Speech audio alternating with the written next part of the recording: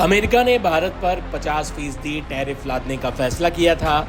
मंगलवार को इसका नोटिफिकेशन भी जारी हो गया। बता दें कि अमेरिका ने पहले भारत पर 25% टैरिफ लगाया था। बाद में रूस के साथ व्यापार करने के कारण भारत पर अतिरिक्त 25% टैरिफ लाद दिया गया। भारत ने भी अमेरिका की गीदड़ भभकी के आगे झुकने से इनकार कर दिया है। पीएम मोदी आज गुजरात पहुंचे थे, जहां उन्होंने अमेरिका का नाम लिए हुए बताया कि भारत आने वाली चुनौतियों का सामना कैसे करेगा। पीएम मोदी ने मेक इन इंडिया को टैरिफ वॉर का जवाब बताया। सुनिए क्या बोले पीएम मोदी। साथियों, आज जब दुनिया सप्लाई चेन डिसरप्शन से जूझ रही है, ऐसे समय में लगता है कि भारत ने पिछले दशक में जो नीतियां बनाई वो देश के कितने काम आ रही है। 2014 में जब मुझे देश ने सेवा का अवसर दिया, उसके बाद से ही हमने इसकी तैयारी शुरू कर दी थी। हमने मेक इन इंडिया अभियान शुरू किया। ग्लोबल और डोमेस्टिक मैन्युफैक्चरर्स दोनों के लिए देश में अनुकूल वातावरण बनाया। भारत में मैन्युफैक्चरिंग एफिशिएंट और ग्लोबली कॉम्पिटिटिव हो, इसके लिए हम इंडस्ट्रियल कॉरिडोर्स बना रहे हैं। हम प्लग एंड प्ले इंफ्रास्ट्रक्चर बना रहे हैं, लॉजिस्टिक पार्क्स बना रहे हैं। भारत कई सेक्टर्स में मैन्युफैक्चरर्स को प्रोडक्शन लिंक इंसेंटिव का बेनिफिट भी दे रहा है। साथियों, हमने कई बड़े रिफॉर्म्स के जरिए इन्वेस्टर्स की पुरानी कठिनाइयों को भी दूर किया।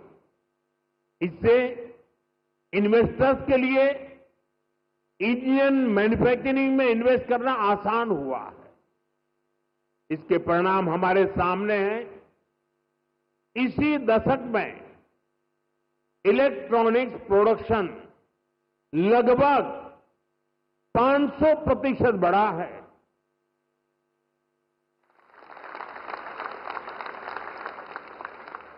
मोबाइल फोन प्रोडक्शन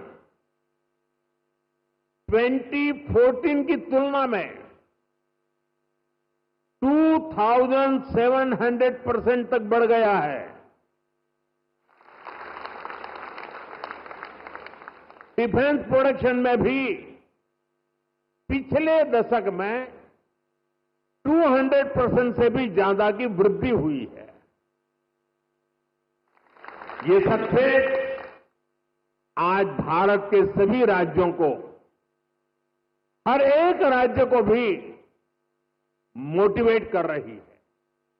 उनके बीच रिफॉर्म्स को लेकर, इन्वेस्टमेंट को लेकर एक हेल्दी कंपटीशन शुरू हुआ है, जिसका लाभ पूरे देश को मिल रहा है। और मैं हर मीटिंग में, व्यक्तिगत बातचीत में और सार्वजनिक रूप से सभी राज्यों को कहता रहा हूं कि हमें प्रोएक्टिव होना होगा, हमें प्रो डेवलपमेंट पॉलिसीज बनानी होगी, हमें सिंगल विंडो क्लियरेंस पर बल देना होगा, कानूनों में रिफॉर्म्स को बल देना होगा। और ये कंपटीशन का जमाना है। जो राज्य जितनी तेजी से अपनी पॉलिसीज को नीट एंड क्लीन रखता है, इफ्स एंड बट्स के बिना रखता है, तो इन्वेस्टर का विश्वास बढ़ता है। इन्वेस्टर आने के लिए हिम्मत के साथ आता है। आज पूरी दुनिया भारत की तरफ देख रही है।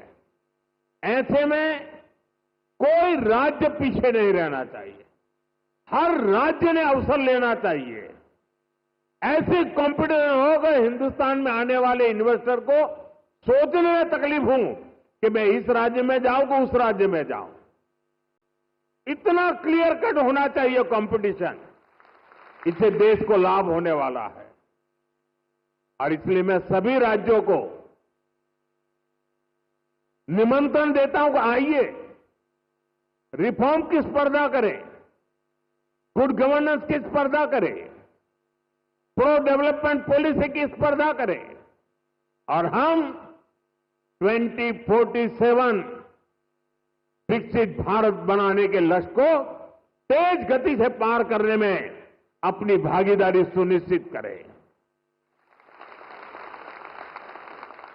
फ्रेंड्स, भारत यहीं पर रुकने वाला नहीं है।